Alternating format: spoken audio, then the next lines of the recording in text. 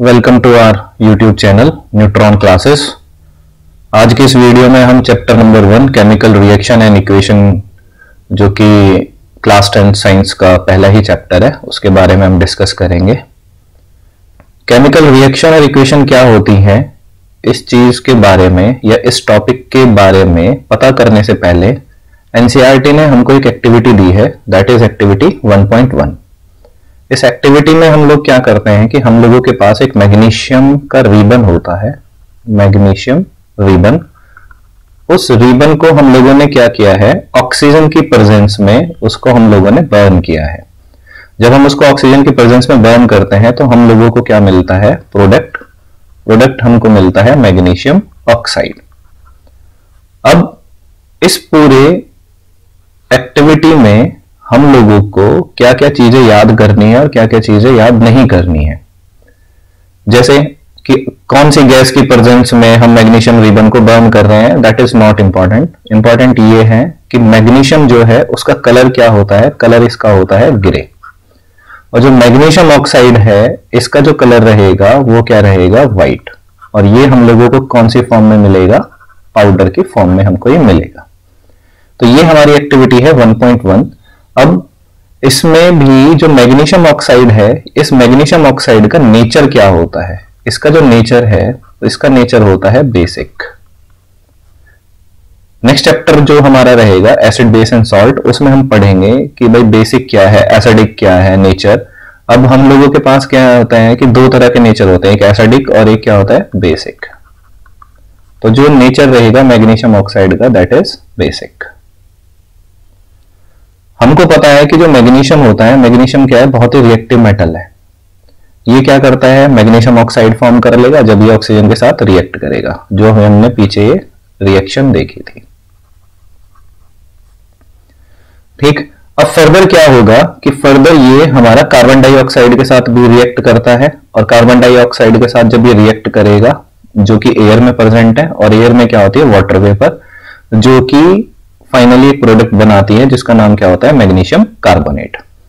इसके अलावा एक इंपॉर्टेंट चीज और है जो हम लोगों को पता होनी चाहिए, वो ये होना चाहिए कि जब भी हम लोग मैग्नीशियम का रिबन लेते हैं तो इसको हम क्या करते हैं, सैंड पेपर से इसको हम रब करते हैं। सैंड पेपर से क्या करते हैं, रब क्यों करते हैं कि जब इनिशियली हम लोगों ने मैग्नीशियम का रिबन लिया तो ये क्या है, ये एटमॉस्फेयर में रखा हुआ है।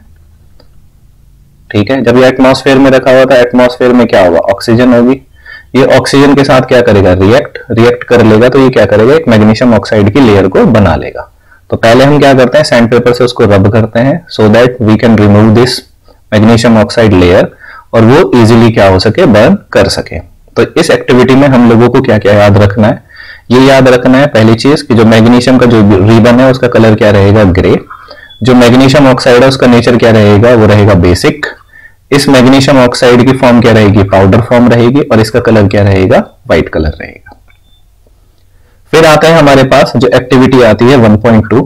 इस एक्टिविटी में क्या होता है कि हम लोगों ने लेड नाइट्रेट लिया है और इसको हमने किसी एक टेस्ट ट्यूब में लिया है। इसमें हमने दिखाया हुआ इस पिक्चर में कि हमने ये दो बीकर लिए हैं। एक बीकर में क्या है कि लेड नाइट्रेट है, और दूसरे में क्या है, हम लोगों के पास पोटेशियम आयोडाइड है। दोनों ही जो सॉल्यूशन है, दोनों ही सॉल्यूशन क्या रहेंगे, ये ट्रांसपेरेंट सॉल्यूशन है। ठीक है, इनका कोई भी कलर नहीं है। अब ये कहता है कि अगर हम लेड नाइट्रेट में पोटेशियम आयोडाइड सॉल्यूशन को ऐड कर दें तो व्हाट डू यू ऑब्जर्व, कि तुम लोग क्या पाओगे। हम लोग ये पाते हैं कि देखो इसमें ध्यान से देखते हैं इस पिक्चर में कि यहां से ये तो है लेड नाइट्रेट और यहाँ पे क्या है, ये पोटेशियम आयोडाइड। जब हम इसको इसमें ऐड करते हैं तो हमको यहाँ पर एक ये येलो प्रोडक्ट बनता हुआ फॉर्मेशन हो रही है। ये जो येलो प्रोडक्ट हमारा बना है, दैट इज लेड आयोडाइड। ये क्या बनेगा, लेड आयोडाइड। तो इसकी रिएक्शन भी काफी बार सीबीएसई ने पूछी हुई है। ठीक, अब देखो होता क्या है कि लेड नाइट्रेट लिया, पोटेशियम आयोडाइड लिया, दोनों के दोनों क्या है, transparent, that is they are colourless. जब ये एक दूसरे के साथ रिएक्ट करते हैं तो दे will form a yellow precipitate, जिसका नाम क्या होता है, लेड आयोडाइड। ठीक, ये लेड आयोडाइड क्या होगा, ये सेटल कर जाएगा, ये नीचे की तरफ बैठ जाएगा बीकर में या टेस्ट ट्यूब में। अब इसकी रिएक्शन देखते हैं, रिएक्शन बहुत ही इंपॉर्टेंट है। लेड नाइट्रेट का फॉर्मूला क्या होता है, लेड नाइट्रेट का PbNO3 का होल ट्वाइस, एक्वस सॉल्यूशन है। Potassium iodide Ki, potassium, I stands for iodine.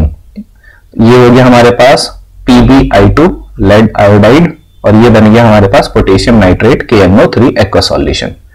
ठीक, अब ये हमारे पास बना है, ये बना है येलो प्रेसिपिटेट, जिसको बोलते हैं yellow PPT। PPT stands for precipitate. ये हमारा सेटल डाउन कर जाएगा। ठीक, तो ये रिएक्शन भी हम लोगों को क्या है, ये रिएक्शन भी हम लोगों को याद होनी चाहिए। इंपॉर्टेंट चीजें क्या है, इंपॉर्टेंट चीजें ये है कि लेड आयोडाइड का कलर क्या होता है, कलर होगा इसका येलो। रिएक्शन काफी टाइम CBSE में पूछी हुई है, एज इट इज रिएक्शन। अब यहाँ पर ये जो हमारे पास ये यहाँ पे 2 लगा है, ये 2 क्यों लगा है, यहाँ पे है यहाँ पे नहीं है, इसके बारे में भी हम आगे की तरफ अभी डिस्कस करेंगे। एक्टिविटी नंबर 1.3, एक्टिविटी नंबर 1.3 में ये कहता है कि हम लोगों ने कॉनिकल फ्लास्क लिया। इस कॉनिकल फ्लास्क में हम लोगों ने क्या करा है, जिंक के ग्रैनुअल्स इसमें हमने ऐड ऑन कर दिए हैं। ऐड ऑन करने से पहले क्या था कि इस कॉनिकल फ्लास्क में क्या है, हमारे पास डाइल्यूट सल्फ्यूरिक एसिड है। अब जो सल्फ्यूरिक एसिड है, सल्फ्यूरिक एसिड हमारे पास दो तरह से, एक तो क्या है concentrated sulphuric acid and second is dilute.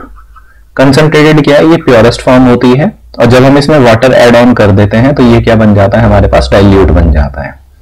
अब जैसे ही हमने डाइल्यूट H2SO4 में हमने जिंक को ऐड किया, तो हम लोगों के पास क्या बना कि हम लोगों ने जिंक को ऐड किया, और ऐड करने के बाद ऐड किस में कर रहे हैं, H2SO4 में, जो कि क्या है एक्वा सॉल्यूशन। तो हम लोगों के पास क्या बनता है, हम लोगों के पास बनेगा जिंक सल्फेट प्लस यहां से क्या होगा, हाइड्रोजन गैस हमारी लिबरेट होगी, साथ के साथ यहां से हीट भी बहुत ज्यादा रिलीज होती है।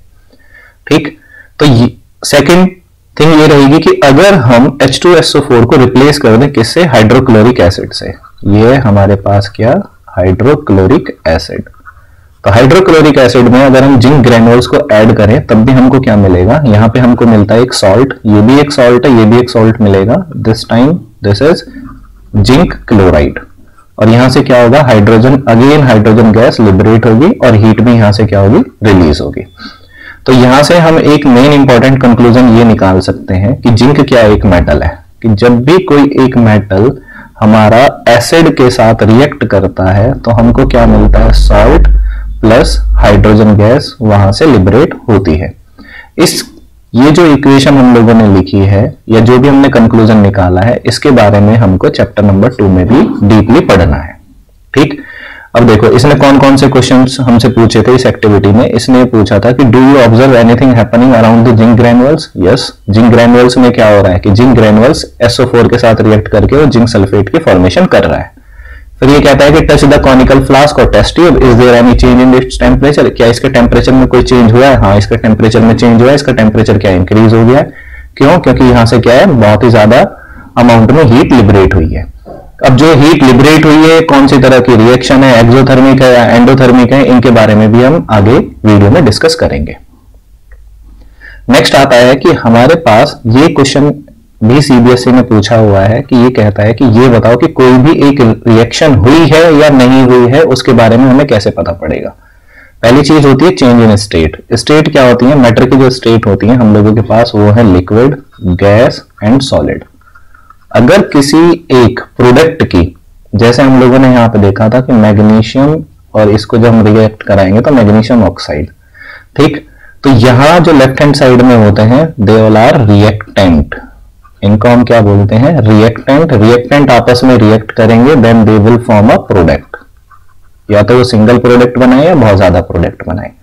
अब होता क्या है कि हो ये रहा है कि जैसे हमने एक एग्जांपल और लिया, हम लोगों ने लिया H2 प्लस O2 और हम लोगों को मिल गया H2O। यहां पर स्टेट से मतलब ये है कि ये हमने गैसियस फॉर्म ली, ये भी हमने गैसियस फॉर्म ली, लेकिन हमें आउटपुट में क्या मिल रहा है, लिक्विड। तो यहां से इनकी स्टेट क्या हुई है, चेंज हुई है। नेक्स्ट है चेंज इन कलर। अगर चेंज इन कलर होता है तब भी हम ये बोलेंगे कि कोई भी एक केमिकल रिएक्शन क्या है, वो हुई है। जैसे चेंज इन कलर के लिए हमारे पास क्या था, चेंज इन कलर के लिए अगर हम ध्यान से देखें तो यहाँ पे देखो, जैसे लेड नाइट्रेट था, पोटेशियम आयोडाइड था, ये क्या है, कलरलेस है, बाद में हमको क्या मिला है, लेड आयोडाइड मिला है। तो ये क्या हो गया, चेंज इन कलर। नेक्स्ट है evolution of gas. Evolution of gas क्या है कि किसी भी तरह की गैस अगर हमारी प्रोडक्ट की तरफ से रिलीज हो रही है, जो कि हमने अभी देखा था, जैसे हमने किसी मेटल को एसिड के साथ रिएक्ट कराया तो प्रोडक्ट में हमारे पास कौन सी गैस रिलीज हो रही है, वो गैस रिलीज हो रही है हाइड्रोजन। तो अगर एग्जांपल पूछते हैं तो हम ये एग्जांपल लिख सकते हैं, जैसे Zn plus 2H2SO4 gives us ZnSO4 plus 2H2 plus heat। Next कहता है चेंज इन टेम्परेचर, टेम्परेचर में चेंज होना हो क्या सकता है कि रिएक्टेंट की वजह से, जो भी हमारे पास रिएक्टेंट हैं जब वो आपस में रिएक्ट करेंगे या तो ये होगा either their temperature can be increase या उनका टेम्परेचर क्या हो जाएगा, वो लोअर डाउन हो जाएगा। अब टेम्परेचर इंक्रीज कब होगा, जब वहां से क्या होगी, हीट रिलीज होगी। ठीक है, नेक्स्ट आता है फॉर्मेशन ऑफ प्रेसिपिटेट, यानी कि कोई भी एक पीपीटी बन जाना या कोई भी एक इनसॉल्युबल जब हमारे पास प्रोडक्ट बन के आता है। जैसे इसके लिए हम देखें तो इसमें भी हम ये सेम रिएक्शन लिख सकते हैं, जो कि कौन सी है, लेड आयोडाइड जो हमारे पास है फॉर्मेशन हुआ है, ये क्या बना है, एक प्रेसिपिटेट ही बना है। नेक्स्ट हमारे पास आता है, अब हम आते हैं कि केमिकल इक्वेशन बेसिकली है क्या। केमिकल इक्वेशन है कि जिनको हम वर्ड इक्वेशन के फॉर्म में लिखते हैं।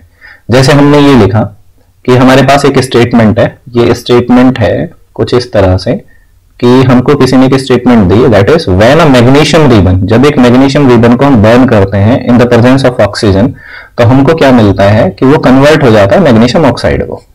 तो अगर हम अब इसको वर्ड इक्वेशन में लिखें तो वर्ड इक्वेशन में कैसे लिखेंगे, मैग्नीशियम प्लस ऑक्सीजन, हमको क्या मिला, मैग्नीशियम ऑक्साइड। तो लेफ्ट हैंड साइड में क्या है, हमारे पास रिएक्टेंट्स हैं और राइट हैंड साइड में हमारे पास क्या है, प्रोडक्ट। तो ये हमारे पास क्या होती है, केमिकल इक्वेशन। कुछ भी हम लिख सकते हैं, जैसे हमने यहाँ पे क्या लिखा, हाइड्रोजन को हमने रिएक्ट कराया ऑक्सीजन के साथ, तो हमको क्या मिलेगा, हमको मिलेगा वाटर। ये क्या लिख दिया है हमने, एक केमिकल इक्वेशन लिखी है। लेकिन अगर किसी भी केमिकल इक्वेशन को हम in the form of symbols उसको रिप्रेजेंट करते हैं, जैसे हमारे पास क्या है कि हम लोगों ने वर्ड इक्वेशन तो ये देखी थी कि मैग्नीशियम को हम लोग ऑक्सीजन के साथ बर्न करा रहे हैं, तो हम लोगों को क्या मिल रहा है, हम लोगों को मिल रहा है मैग्नीशियम ऑक्साइड। तो ये तो थी हमारे पास क्या, केमिकल इक्वेशन। लेकिन मैग्नीशियम के लिए सिंबल क्या है, Mg, ऑक्सीजन के लिए सिंबल क्या है, O2, और मैग्नीशियम ऑक्साइड के लिए सिंबल क्या है, MgO। तो ये जो फॉर्मेशन हमने की है इसको हम क्या बोलते हैं, इसको हम बोलते हैं केमिकल रिएक्शन। ठीक, तो ये एक बेसिक डिफरेंस रहेगा केमिकल इक्वेशन और केमिकल रिएक्शन में। अब इस इक्वेशन को फिर से ध्यान से अगर हम देखें तो हम देखते हैं कि लेफ्ट हैंड साइड पे मैग्नीशियम कितने हैं, मैग्नीशियम में एक एटम है। ऑक्सीजन के देखें तो ऑक्सीजन के कितने एटम है, 2। राइट हैंड साइड में देखें तो मैग्नीशियम के कितने एटम है, 1। ऑक्सीजन के अगेन कितने एटम है, 1। तो देखते हैं कि लेफ्ट हैंड साइड में हमारे पास टोटल 3 एटम है और राइट हैंड साइड में हमारे पास क्या है, टोटल 2 एटम है। अगर हम 9th क्लास की बात करें तो 9th क्लास में हमारे पास एक लॉ होता है, that is law of conservation of mass. वो ये कहता है कि लेफ्ट हैंड साइड, यानी कि जितना मास प्रोडक्ट का रहेगा उतना ही मास किसका होना चाहिए, रिएक्टेंट, या जितना मास रिएक्टेंट का है उतना ही मास किसका होना चाहिए, प्रोडक्ट। और जितने मॉलिक्यूल्स लेफ्ट हैंड साइड है उतने ही मॉलिक्यूल्स राइट हैंड साइड भी होने चाहिए। तो ऐसा तो यहां पे है नहीं, यहां पे 3 एटम है, यहां पे कितने हैं, 2 एटम है। तो अभी ये इक्वेशन क्या है, अनबैलेंस। तो जो इक्वेशन अनबैलेंस रहेगी उन इक्वेशंस को हम क्या बोलते हैं, स्केलेटल केमिकल इक्वेशन भी बोलते हैं। ये भी सीबीएसई में पूछा हुआ है कि अनबैलेंस इक्वेशन को हम क्या बोलते हैं, स्केलेटल केमिकल इक्वेशन भी बोलते हैं। ये चीज हम लोगों को याद होनी चाहिए। ठीक, तो अभी तक हम लोगों ने जो भी पढ़ा है उसको एक बार रिवाइज कर लेते हैं। हम लोगों ने अभी तक ये देखा है कि जो भी हमारी फर्स्ट एक्टिविटी थी, उस फर्स्ट एक्टिविटी में हम लोगों ने ये देखा कि हम लोगों ने एक मैग्नीशियम का रिबन लिया, उसको हम लोगों ने ऑक्सीजन के साथ बर्न किया। तो ऑक्सीजन के साथ जब हम लोगों ने उसे बर्न किया तो हम लोगों को क्या मिला, मैग्नीशियम ऑक्साइड। अब ये जो हमने लिखा है ये हमारे पास क्या है, ये है केमिकल इक्वेशन। क्यों, क्योंकि इसको हमने किस में रिप्रेजेंट किया है, वर्ड की फॉर्म में। लेकिन वहीं अगर हम इसको रिप्रेजेंट कर देते हैं in the form of symbols, तो Mg प्लस O2 हम लोगों को क्या मिलेगा, MgO। तो ये बन गई हमारे पास क्या, केमिकल रिएक्शन। अब इस एक्टिविटी में इंपॉर्टेंट चीजें क्या है कि मैग्नीशियम के रिबन का कलर क्या है, that is grey. Magnesium oxide किस फॉर्म में बनेगा, पाउडर फॉर्म में बनेगा। इसका कलर क्या रहेगा, कलर रहेगा व्हाइट। सेकंड जो एक्टिविटी थी, इस एक्टिविटी में हम लोगों ने ये देखा था कि हम लोगों ने लेड नाइट्रेट लिया। लेड नाइट्रेट का फॉर्मूला क्या होता है, PbNO3 लेड नाइट्रेट का फॉर्मूला क्या रहेगा, PbNO3 और इसका होल ट्वाइस। ठीक, वही हमारे पास क्या है, पोटेशियम आयोडाइड है, तो पोटेशियम आयोडाइड का फॉर्मूला क्या होता है, Ki। दोनों के दोनों सॉल्यूशन क्या है, कलरलेस इन नेचर है, और जब इनके आपस में हम रिएक्शन कराएंगे तो रिएक्शन कराने पर हम लोगों को क्या मिलेगा, लेड आयोडाइड मिलेगा। लेड आयोडाइड में अगर हम इसको ध्यान से देखें तो अभी जब हम आगे की तरफ जाएंगे तो ये एक दूसरे तरह की रिएक्शन भी इसको हम कहेंगे, इसको हम डिस्प्लेसमेंट भी बोलेंगे। ये NO3 को रिप्लेस कौन करेगा, NO3 की जगह तो जाके बैठ जाएगा आयोडीन, और NO3 खुद इसके साथ आके बैठ जाएगा I की जगह, तो ये बन जाएगा हमारा KNO3 और ये बनेगा हमारा PbI2। तो ये हमारी जो रिएक्शन है ये प्रेसिपिटेट भी रिएक्शन में लिख सकते हैं, इसको हम चेंज इन कलर में भी लिख सकते हैं, साथ के साथ इसको हम डिस्प्लेसमेंट रिएक्शन में भी लिख सकते हैं। और डिस्प्लेसमेंट में भी कौन सा डिस्प्लेसमेंट है, ये है हम लोगों के पास क्या, डबल डिस्प्लेसमेंट। इन चीजों के बारे में हम डीपली पढ़ेंगे जब हम types of chemical reaction topic पर पहुंचेंगे। एक्टिविटी नंबर 1.3 में क्या होता था कि हमने कॉनिकल फ्लास्क लिया, कॉनिकल फ्लास्क में हमने डाइल्यूट H2SO4 या डाइल्यूट HCl हम उसमें ऐड ऑन करेंगे। ऐड ऑन करने के बाद हम उसमें क्या करेंगे, जिंक के ग्रेनुअल्स को ऐड करेंगे। तब हम रिएक्शन में ये देखते हैं कि प्रोडक्ट में हमें या तो हमें मिलेगा जिंक सल्फेट या जिंक क्लोराइड, और साथ के साथ दोनों में चीज कॉमन क्या है कि दोनों में यहां से हाइड्रोजन गैस हमारी लिबरेट होती है और साथ के साथ हीट भी हमारी लिबरेट होती है। तो जिस रिएक्शन में से हीट लिबरेट होती है उनको हम क्या बोलते हैं, एक्सोथर्मिक रिएक्शन। ये भी हम टाइप्स ऑफ केमिकल रिएक्शन में पढ़ने वाले हैं। और जो एक्सोथर्मिक रिएक्शन होती है वहां पर क्या होगा कि टेम्परेचर जो होता है वो इंक्रीज कर जाता है। फिर कि कोई भी केमिकल रिएक्शन हुई है या नहीं हुई है उसके बारे में कैसे पता पड़ेगा, चेंज इन स्टेट में, चेंज इन कलर, या गैस वहां से रिलीज हो, या टेम्परेचर में चेंज हो जाए, या प्रेसिपिटेट एक फॉर्म हो जाए। फिर केमिकल इक्वेशन क्या होती है, केमिकल इक्वेशन जिसको हम वर्ड की फॉर्म में लिखें वो केमिकल इक्वेशन है, और जिसको हम सिंबल्स की फॉर्म में लिखें उसको हम बोलते हैं chemical reaction. Unbalance chemical reaction क्या होती है, जिनको हम बोलते हैं स्केलेटल केमिकल इक्वेशन भी बोलते हैं। इस वीडियो में सिर्फ हम यहीं तक पढ़ेंगे। नेक्स्ट वीडियो में हम आगे पढ़ेंगे कि हमको बैलेंसिंग कैसे कैसे करनी है किसी भी केमिकल रिएक्शन की, साथ के साथ हम देखेंगे कि various types of chemical equation या केमिकल रिएक्शन।